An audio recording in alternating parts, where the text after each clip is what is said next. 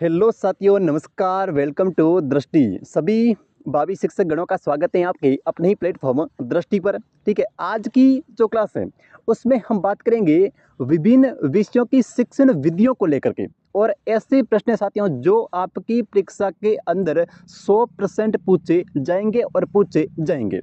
कहते हैं ना कि तर्कस में जितने तीर हैं उतने तुम चलाकर देख लो। साथियों, तर्कस में जितने तीर हैं उतने तुम चलाकर देख लो, एक बार नहीं 1000 बार आजमा कर देख लो, हर बाजी जीत जाएंगे हम, भले ही तुम हर खाने में वजीर सजाकर देख लो।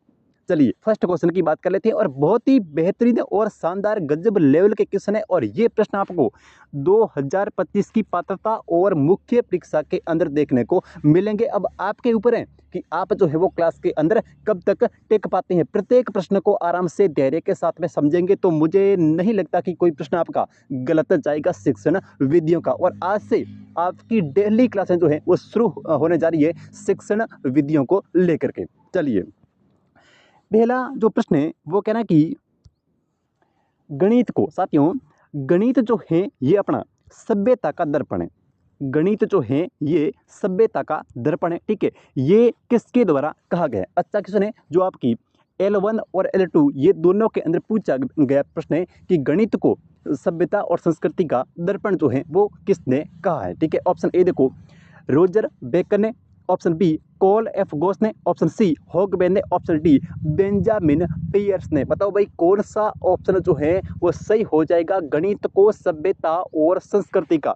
एक शब्द साथ में और जोड़ लेना, गणित को सभ्यता और संस्कृति का दर्पण जो है ये किसने कहा था? बिल्कुल बिल्कुल बिल्कुल, जिनका भी ऑप्शन यहाँ पे 3 नंबर आ रहा है भाई, ठीक है, उनकी तैयारी जो है वो बहुत ही बेहतरीन और गजब लेवल की है।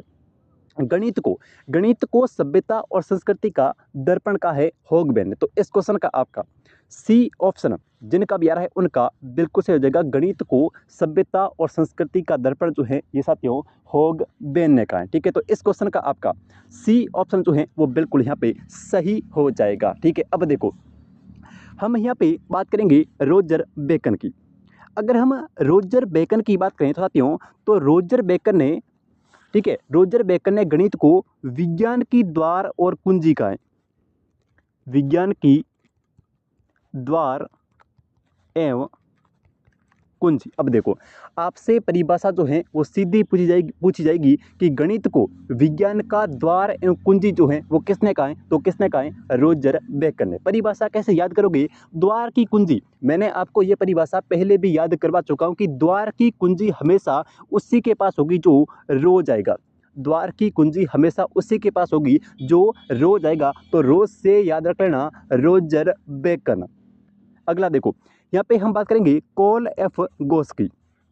यहाँ पे हम बात करें अगर कॉल एफ गोस की, तो कॉल एफ गोस, कॉल किसको करेंगे साथियों? कॉल किसको करेंगे? कॉल हमेशा करेंगे किसको? कॉल करेंगे हमेशा रानी को।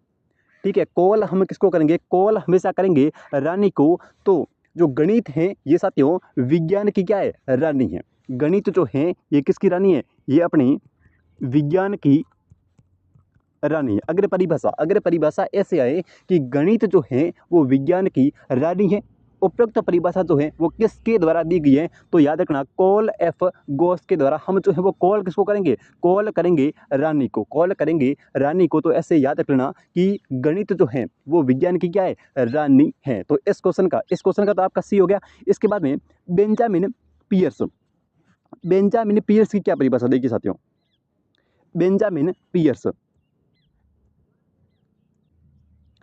बेंजामिन पियर्स कहते हैं कि गणित वह विज्ञान है, गणित वह विज्ञान है जहां पर क्या होता है?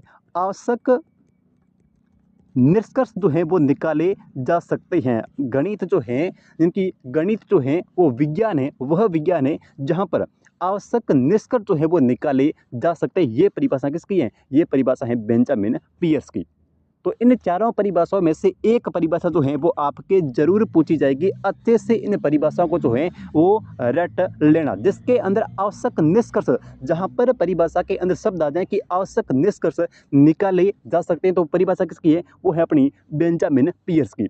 सभ्यता और संस्कृति हॉगबेन, विज्ञान का द्वार है कौन जी, रोजर बेकन। और रानी, रानी कौन होती है, रानी कॉल जो है वो किसको करेंगे, रानी को करेंगे। तो गणित जो है वो विज्ञान की रानी है, परिभाषा किसकी है, कॉल एफ घोष की। उम्मीद करता हूँ चारों परिभाषाएं आपको अच्छे से याद हो गई होगी।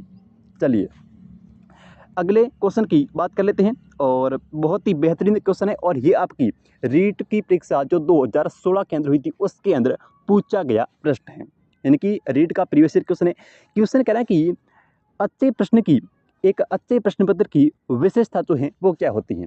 अच्छा क्वेश्चन है, एक अच्छे प्रश्न पत्र की विशेषता जो है वो क्या होनी चाहिए। ऑप्शन ए देखो, वैधता होनी चाहिए, विश्वसनीयता, एक और दो दोनों, या फिर व्यापक और विस्तृत। तो देखो प्रश्न जो है वो व्यापक और विस्तृत, ये कोई विशेषता नहीं है एक अच्छे प्रश्न पत्र की, लेकिन हाँ उसके अंदर वैधता और उसके अंदर विश्वसनीयता, ये दोनों चीज़ें जो है वो जरूर होनी चाहिए। यानी कि वैधता और विश्वसनीयता, ये दोनों चीज़ जो है वो एक अच्छे प्रश्न पत्र की क्या है साथियों, विशेषता है। ठीक है, वैधता और विश्वसनीयता, यानी कि एक टीचर चेक करें तो भी 50 में से 30 मार्क्स आए, और 10 टीचर चेक करें तो भी 10 जो 50 में से जो है वो 30 नंबर आए, यानी कि 30 नंबर आए। तो अपने ध्यान रखना, ये एक अच्छे प्रश्न पत्र की विशेषता है, एक तो वैधता और दूसरा विश्वसनीयता। तो आपका सी ऑप्शन जिनका भी है उनका बिल्कुल सही हो जाएगा, एक और दो दोनों। चलिए अगले प्रश्न की बात कर लेते हैं। अगला जो प्रश्न है ये कह रहा है कि जिस शिक्षण विधि में, शिक्षण विधि की बात रही साथियों, शिक्षण विधि में हम ज्ञात से अज्ञात की ओर बढ़ते हैं। कौन सी शिक्षण विधि के अंदर जो है वो हम ज्ञात से अज्ञात की ओर बढ़ते हैं। बहुत ही अच्छा क्वेश्चन है साथियों, और जिसके अंदर हम विशिष्ट से सामान्य की तरफ बढ़ते हैं। और इसी विधि में हम जो है वो विशिष्ट से सामान्य की ओर बढ़ेंगे, और इसी विधि के अंदर हम जो है वो साथियों उदाहरण से नियम की ओर बढ़ेंगे। और ये क्वेश्चन फिक्स है, आगमन और निगमन को लेकर के आपके एक प्रश्न जो है वो जरूर पूछा जाएगा। तो इसमें से जो विधि है वो है आपकी आगमन विधि। देखो साथियों, अगर हम आगमन विधि की बात करें तो भाई एक तो ये जो है वो ज्ञात से अज्ञात की ओर बढ़ती है, यानी कि आगमन जो विधि है ये साथियों ज्ञात से अज्ञात की ओर बढ़ती है। सेकंड चीज, जो आगमन विधि है ये विशिष्ट से सामान्य की तरफ बढ़ती है, यानी कि आगमन जो विधि है ये विशिष्ट से सामान्य की तरफ बढ़ती है, और आगमन विधि जो है ये हमेशा उदाहरण से नियम की तरफ बढ़ती है। ये स्टार लगा देना, लेकिन कभी भूल मत जाना। आगमन विधि जो है ये साथियों हमेशा उदाहरण से नियम की तरफ चलती है, विशिष्ट से सामान्य की तरफ चलती है, और ज्ञात से अज्ञात की तरफ चलती है। तो इस क्वेश्चन का जिन भी मास्टर और जिन भी मास्टरनियों का ऑप्शन ए आ रहा है, ठीक है, उनका मैं क्या बोलूँ उनके बारे में, तो ठीक है उनकी तैयारी जो है वो बहुत ही बेहतरीन और गजब लेवल की है। तो ए ऑप्शन वाले सभी का बिल्कुल सही हो जाएगा। चलिए अगले क्वेश्चन की बात कर लेते हैं। अगला प्रश्न देखो, अगला प्रश्न ये रहा कि बेलंद के संपूर्ण पृष्ठीय क्षेत्रफल का सूत्र ज्ञात करने के लिए आप गणित की कौन सी शिक्षण विधि का प्रयोग करेंगे। शानदार क्वेश्चन है, स्टार लगा देना। बेलंद के संपूर्ण पृष्ठीय क्षेत्रफल का सूत्र ज्ञात करने के लिए आप जो है वो गणित की किस शिक्षण विधि का प्रयोग करेंगे। ऑप्शन ए देखो प्रोजेक्ट विधि का, ऑप्शन बी प्रयोगशाला विधि, ऑप्शन सी निगमन विधि, ऑप्शन डी कह रहा है कि आगमन विधि। बताओ भाई कौन सा ऑप्शन जो है वो सही हो जाएगा। बेलंद के संपूर्ण पृष्ठीय क्षेत्रफल का सूत्र ज्ञात करने के लिए आप जो है वो गणित की किस विधि का प्रयोग करेंगे। बहुत ही अच्छा क्वेश्चन है, बिल्कुल बिल्कुल बिल्कुल। जिनका भी आंसर यहाँ पे आ रहा है चौथा आगमन विधि, उनका बिल्कुल सही हो जाएगा। साथियों हम जो हैं वो बेलंद के संपूर्ण पृष्ठीय क्षेत्रफल का सूत्र ज्ञात करने के लिए इस आगमन विधि का जो है वो प्रयोग करेंगे। तो इस क्वेश्चन का जिनका भी आंसर डी आ रहा है, ठीक है, उनका बिल्कुल सही हो जाएगा आगमन विधि। चलिए अगले क्वेश्चन की बात कर लेते हैं। आज की क्लास का देखो साथियों अगला क्वेश्चन, अगला प्रश्न कह रहा कि शिक्षण की वह कौन सी श्रेष्ठ विधि है जो स्थूल से सूक्ष्म की ओर और उदाहरण से नियम की ओर, या फिर उदाहरण से सूत्र की तरफ और विशिष्ट से सामान्य की ओर चलती है। इस क्वेश्चन का आंसर जो है वो आप मुझे कमेंट करके बताओगे, क्योंकि ये क्वेश्चन हमें सबसे पहले इस क्वेश्चन को हम जो है वो पढ़ चुके हैं। वह कौन सी श्रेष्ठ विधि है जो स्थूल से सूक्ष्म की ओर, उदाहरण से नियम की ओर और विशिष्ट से सामान्य की तरफ चलती है। बहुत ही बेहतरीन और गजब लेवल का क्वेश्चन है। प्रयोगशाला विधि, आगमन विधि, निगमन विधि, या फिर इनमें से कोई नहीं। ठीक है, इन चारों में से इस प्रश्न का आंसर जो है वो आप सभी को कमेंट करके बताना है। अगले क्वेश्चन की तरफ चलते हैं। अगला प्रश्न देखो, अगला प्रश्न कहता कि देखो हयूरिस्टिक विधि से साथियों, हयूरिस्टिक विधि से पढ़ाने से किस समस्या से मुक्ति मिल जाती है। अच्छा क्वेश्चन है और बेहतरीन लेवल का क्वेश्चन है कि हयूरिस्टिक विधि से जब हम पढ़ाएंगे, हयूरिस्टिक विधि से पढ़ाने पर कौन सी समस्या से जो है वो मुक्ति मिल जाती है। ऑप्शन ए देखो, अनुशासन और गृह कार्य, असमान शिक्षण, दंड व्यवस्था या फिर इनमें से कोई नहीं। साथियों, जो अपनी हयूरिस्टिक विधि है ये बल देती है करके सीखने पर। ठीक है, विद्यार्थी जो हैं वो खुद अन्वेषण करें और खुद ही सीखें, ये कहती है हयूरिस्टिक विधि। तो इसके अंदर अनुशासन और गृह कार्य की समस्या से जो है वो मुक्ति मिल जाती है। जिन मास्टर और जिन मास्टरनियों का ऑप्शन ए आ रहा है, ठीक है, उनका बिल्कुल सही जगह अनुशासन और गृह कार्य। साथियों, अनुशासन और गृह कार्य से जो है वो हयूरिस्टिक विधि से पढ़ने पर अनुशासन और गृह कार्य से मुक्ति मिल जाती है। जिनका भी आंसर ए आ रहा है, ठीक है, उनका बिल्कुल बिल्कुल सही हो जाएगा अनुशासन और गृह कार्य। चलिए अगले क्वेश्चन की बात कर लेते हैं। और अगला जो प्रश्न है वो कह रहा है कि गणित की, देखो साथियों, निम्न में से गणित शिक्षा की मुख्य विशेषता जो है वो क्या है। अच्छा क्वेश्चन है, ठीक है, निम्न में से गणित शिक्षा की जो है वो मुख्य विशेषता क्या है। ऑप्शन ए देखो, सटीक अभिव्यक्ति, ये बिल्कुल सही है। ये एक गणित शिक्षा की मुख्य विशेषता है कि सटीक, इसमें कोई भी चीज़ होती है वो हमेशा जो है वो सटीक होती है। अगर हम 5 + 1 को जोड़ेंगे तो हमेशा जो है वो 6 ही रहेंगे। आप भले ही पहाड़ पर बैठ के जोड़ना, भले लाइब्रेरी में जोड़ना, भले रूम पे जोड़ना, कहीं पर भी चलते हुए जोड़ लेना, लेकिन 5 + 1 का जो हमेशा जोड़ आएगा वो हमेशा 6 ही आएगा। ठीक है, उसके बाद में सुस्पष्ट भाषा का प्रयोग, ये भी बिल्कुल सही है। एक और दो दोनों या फिर इनमें से कोई नहीं। बताओ भाई, गणित शिक्षा की मुख्य विशेषता जो है वो कौन सी है। तो बिल्कुल एक और दो दोनों, यानी कि यहाँ पे 3 नंबर का जो ऑप्शन है ये बिल्कुल सही हो जाएगा। गणित शिक्षा के अंदर एक तो सटीक अभिव्यक्ति और सेकंड चीज है कि इसमें सुस्पष्ट भाषा का प्रयोग। तो जिनका भी आंसर एक और दो दोनों आ रहा है, ठीक है, उनका बिल्कुल 3 नंबर का सही हो जाएगा। चलिए हम अगले क्वेश्चन की बात कर लेते हैं।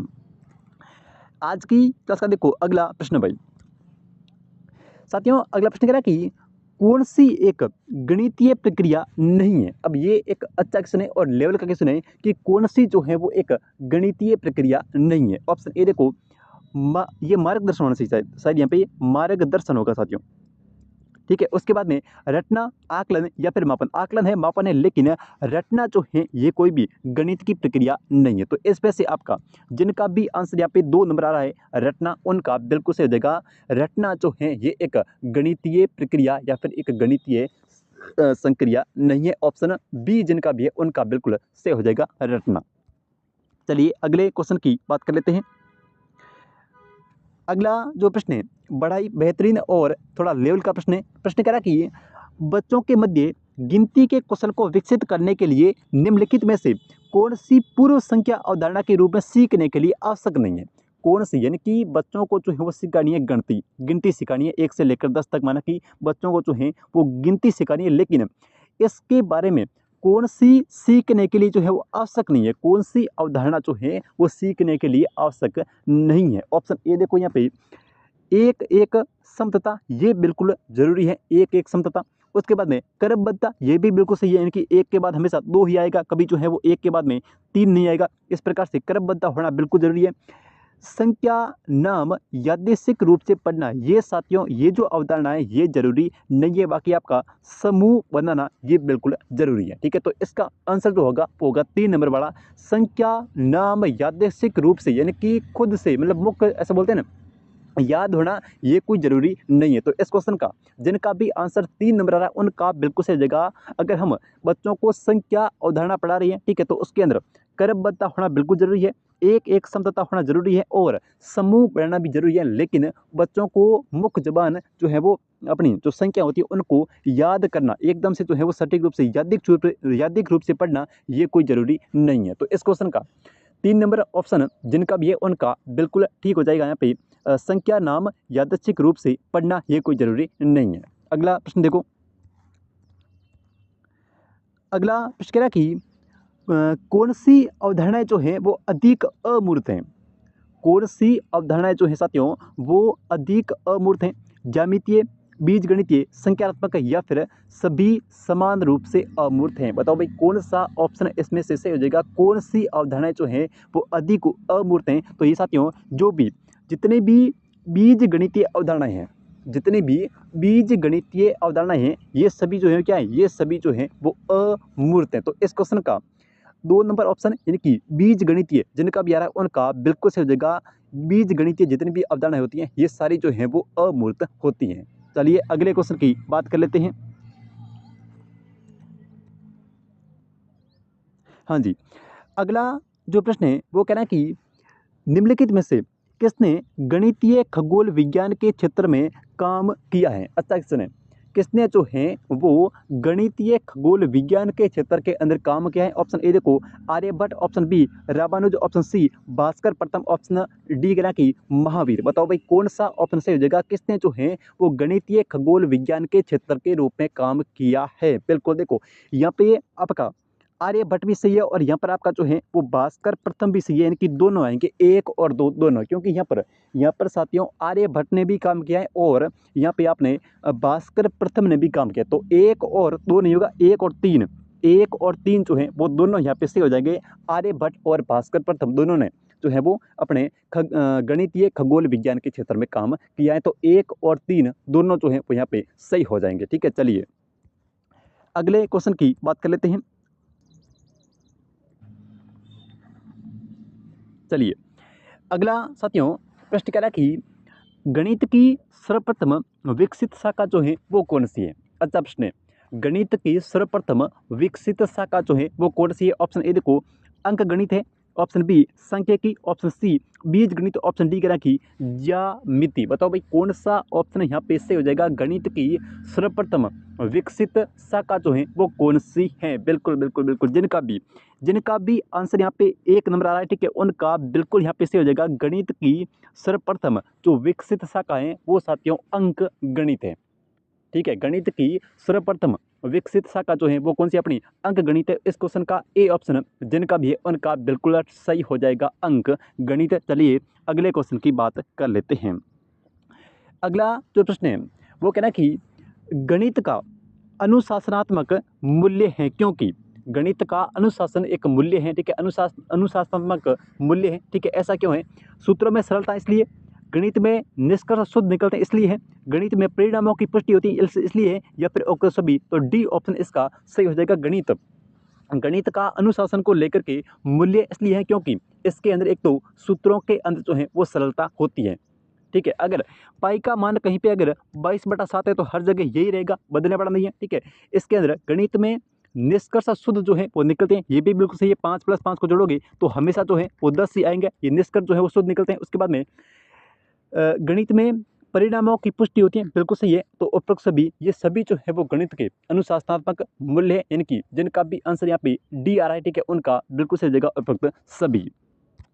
चलिए अगले क्वेश्चन की बात कर लेते हैं।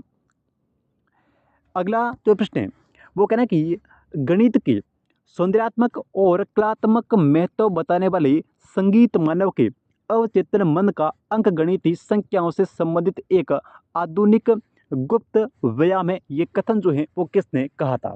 क्वेश्चन थोड़ा बड़ा जरूर है लेकिन क्वेश्चन आपसे पूछा जा सकता है, स्टार लगा देना। क्वेश्चन कह रहा है कि गणित के सौंदर्यात्मक या फिर कलात्मक महत्व बताने वाले संगीत मानव के अवचेतन मन का अंक गणित की संख्याओं से संबंधित एक आधुनिक गुप्त व्यायाम है। ये कथन जो है वो किसने कहा है। ऑप्शन ए देखो लेबिनिज ने, ऑप्शन बी डट्टन ने, ऑप्शन सी नेपोलियन ने, ऑप्शन 4 कहना कि कंट ने। बताओ भाई कौन सा ऑप्शन यहाँ पे सही हो जाएगा। बिल्कुल बिल्कुल बिल्कुल ऑप्शन ए, जिनका भी ऑप्शन यहाँ पे ए आ रहा है, ठीक है, लेबिनिज। साथियों किसने कहा था, लेबिनिज ने ये कहा था। तो ऑप्शन ए जो है वो जिनका भी है उनका बिल्कुल सही हो जाएगा लेबिनिज।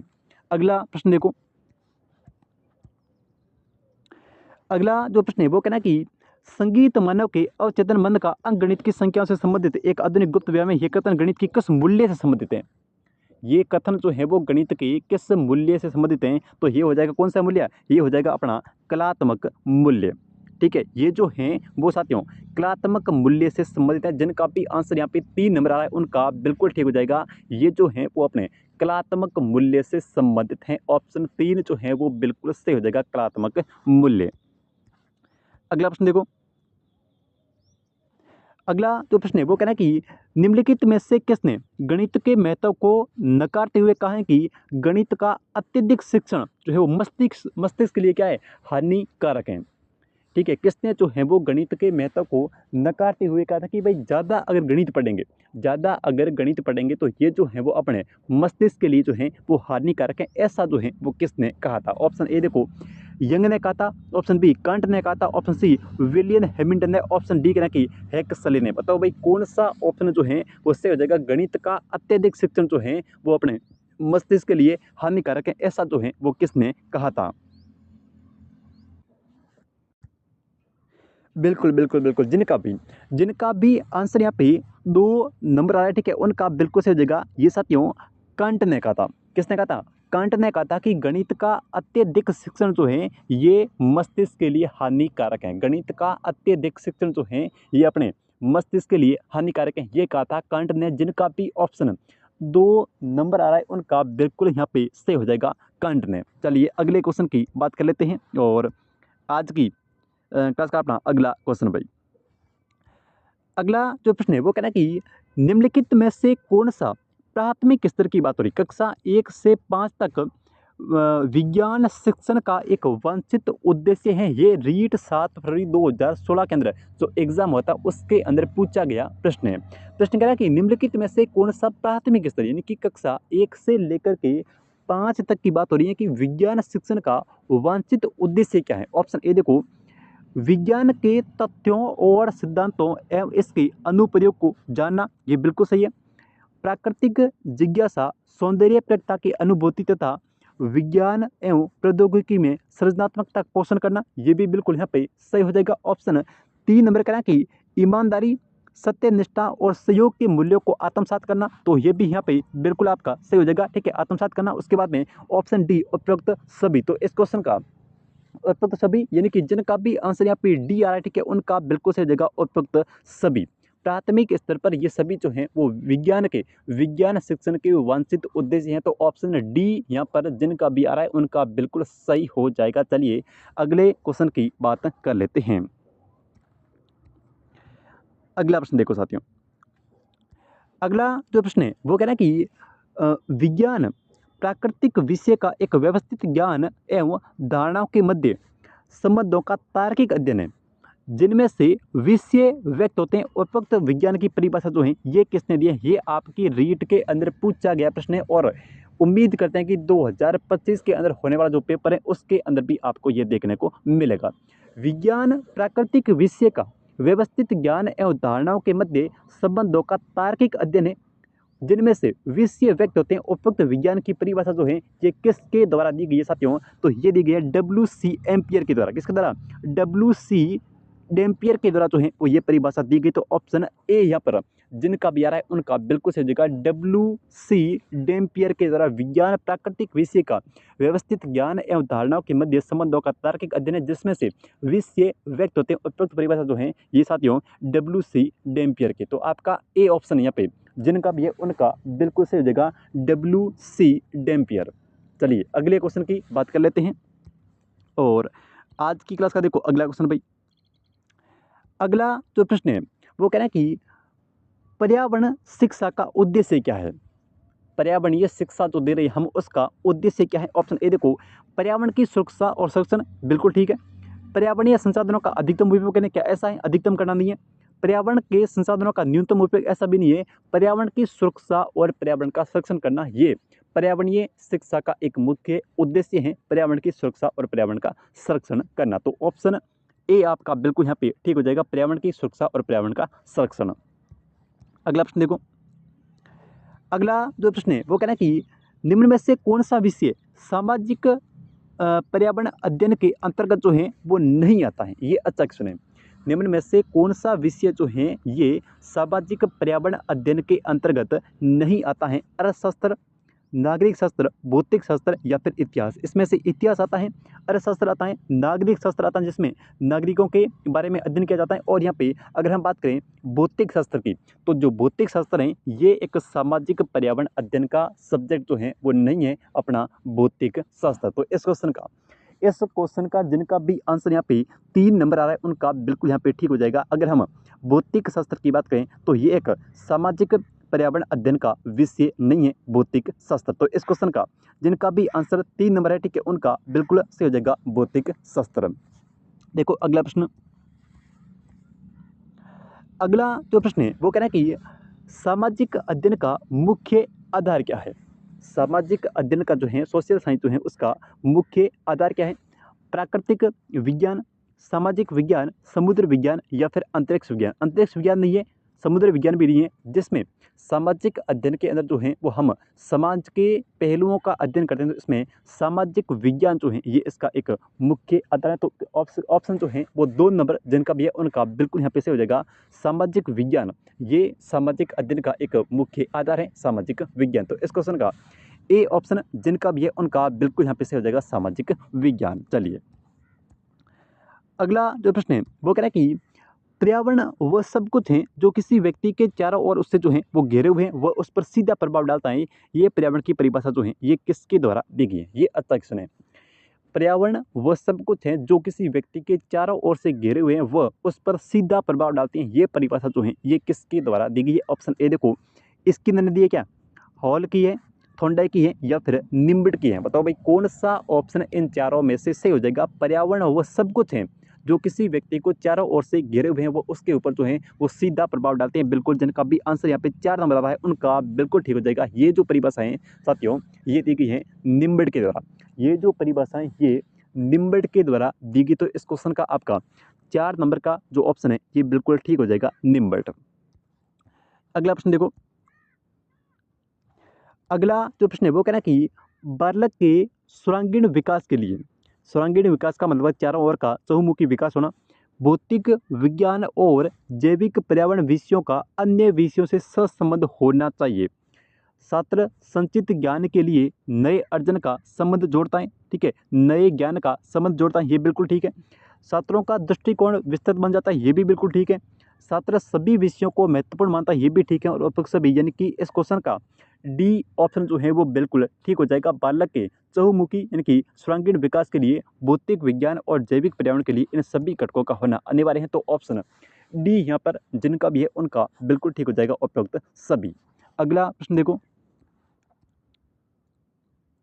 हाँ जी, अगला जो प्रश्न है वो कहना है कि पर्यावरण अध्ययन शिक्षण, पर्यावरण अध्ययन शिक्षण के दौरान विद्यार्थियों की शैक्षिक उपलब्धियों को देखने के लिए निम्नलिखित में से किस आकलन का सूचक का प्रयोग जो है वो यहाँ पर नहीं किया जाना चाहिए। क्वेश्चन को ध्यान से पढ़ना। पर्यावरण अध्ययन शिक्षण के दौरान विद्यार्थियों की शैक्षिक उपलब्धियों को देखने के लिए निम्नलिखित में से किस आकलन सूचक का उपयोग जो है वो नहीं करना चाहिए। अवलोकन करना, चर्चा करना, प्रयोग करना या फिर उपचारात्मक शिक्षण। तो यहाँ पर जो उपचारात्मक शिक्षण है ये पद्धति जो है वो वहाँ पर नहीं अपनाई जानी चाहिए। बाकी अवलोकन होना चाहिए, चर्चा करना ये भी बिल्कुल सही है, प्रयोग करना ये भी सही है, उपचारात्मक शिक्षण करना ये जो है वो यहाँ पर ठीक नहीं है। तो आपका ऑप्शन जो है वो 4 नंबर जो है वो यहाँ पर सही हो जाएगा। उपचारात्मक शिक्षण करना ये नहीं होना चाहिए। अगला देखो, अगला जो प्रश्न है वो कहना कि सतत एवं व्यापक मूल्यांकन यानी कि CCE का मुख्य उद्देश्य क्या है। सतत और व्यापक मूल्यांकन यानी कि CCE का जो है वो मुख्य उद्देश्य क्या है। विद्यालयों में उपस्थिति के समय बालकों के प्रत्येक पहलू का मूल्यांकन करना, ठीक है। विद्यालय में उपस्थिति के समय बालक की रुचि का मूल्यांकन करना, या फिर विद्यालय में उपस्थिति के समय बालक की ज्ञान एवं बोध का मूल्यांकन करना, या फिर विद्यालय में उपस्थिति के समय बालक के कौशलों के मूल्यों का जो है वो अध्ययन करना। तो यहाँ पर ऑप्शन ए आएगा जहाँ पर कह रहा है कि विद्यालय में उपस्थिति के समय बालक के प्रत्येक पहलू का मूल्यांकन करना। तो यहाँ पे आया है प्रत्येक पहलू, तो प्रत्येक पहलू के अंदर सभी पहलू जो हैं वो आ जाते हैं। तो बच्चे के जो है वो प्रत्येक पहलू का अध्ययन करना, ऑप्शन ए जो है वो बिल्कुल यहाँ पे सही हो जाएगा। ये क्वेश्चन आपकी रीट के अंदर पूछा गया प्रश्न है, ठीक है, सतत और व्यापक मूल्यांकन CCE को लेकर के। तो हो सकता है 2025 के अंदर भी आपसे ये क्वेश्चन जो है वो पूछा जा सकता है। चलिए अगले क्वेश्चन की बात कर लेते हैं। हाँ जी, अगला जो प्रश्न है वो कह रहा है कि संयुक्त परिवारों में बच्चों का भाषा विकास अपेक्षाकृत बेहतर होता है। ये बेहतर क्यों होता है? ये होता है परस्पर अंत्यक्रिया से, यानी कि जितना बच्चा अधिक सदस्यों से बात करेगा उसका जो भाषा का यानी कि उसका जो लैंग्वेज डेवलपमेंट है वो उतना ही अच्छा होगा। तो भाषा विकास की दक्षता के लिए जरूरी है परस्पर अंत्यक्रिया का होना, ठीक है। तो इस क्वेश्चन का सी ऑप्शन जिनका भी है उनका बिल्कुल यहाँ पे सही हो जाएगा, परस्पर अंत्यक्रिया का होना। अगला प्रश्न देखो, अगला जो प्रश्न है वो कहना है कि हम भाषा के माध्यम से करते हैं, ठीक है, हम भाषा के माध्यम से और भी करते हैं। तो ये सीटेट का क्वेश्चन है, सोचते हैं और विचारते हैं, अनुभव महसूस चिंतन विवेचन या फिर सोचते और महसूस करते। तो यहाँ पे हम भाषा के माध्यम से क्या करते हैं? हम भाषा के माध्यम से सोचते हैं और विचारते हैं। तो इस क्वेश्चन का ए ऑप्शन जो है वो सही होगा, सोचना और विचारना। अगला प्रश्न देखो, अगला जो प्रश्न है वो कहना है कि हिंदी भाषा सीखने और सिखाने का दायरा इतना बड़ा होना चाहिए कि उसका जो है वो नाता जो है वो न टूटे, ठीक है। हिंदी भाषा की सीखने और सिखाने का दायरा जो है वो इतना बड़ा होना चाहिए कि उसका नाता जो है वो व्याकरण सीखने से नहीं टूटना चाहिए। तो ए ऑप्शन जिनका भी आ रहा है यहाँ पे उनका बिल्कुल सही जगह व्याकरण सीखने से। अगला प्रश्न, और अगला प्रश्न कह रहा है कि कक्षा 1 में लिखना प्रारंभ होता है। तो कक्षा 1 के अंदर यानी कि छोटी कक्षा है उसके अंदर जो लिखना प्रारंभ होगा वो हमेशा होगा चित्र बनाने से, ठीक है। तो इस क्वेश्चन का 2-3 नंबर ऑप्शन जो है वो बिल्कुल ठीक होगा। चित्र कक्षा 1 के अंदर यानी कि प्राइमरी कक्षाओं के अंदर लिखने का जो प्रारंभ होता है वो हमेशा होता है किससे? चित्र बनाने से, ठीक है। तो इस क्वेश्चन का ए ऑप्शन 3 नंबर का ऑप्शन है चित्र बनाना, ये बिल्कुल ठीक हो जाएगा। अगला प्रश्न, और ये है आज की क्लास का अंतिम क्वेश्चन, और अंतिम क्वेश्चन हमेशा आपके लिए होता है। तो क्वेश्चन कह रहा है कि सामाजिक अंत्यक्रिया से भाषा सीखने का समर्थन किया है, ठीक है। सामाजिक अंत्यक्रिया से भाषा सीखने का समर्थन जो है वो किसने किया है? स्किनर ने, वाइगोस्की ने, पियाजे ने, या फिर नोम चॉम्स्की ने। इस क्वेश्चन का आंसर जो है वो आपको कमेंट करके बताना है। मिलते हैं एक नई प्रश्नों के साथ में, बेहतरीन प्रश्नों के साथ में, तब तक के लिए जय हिंद जय भारत।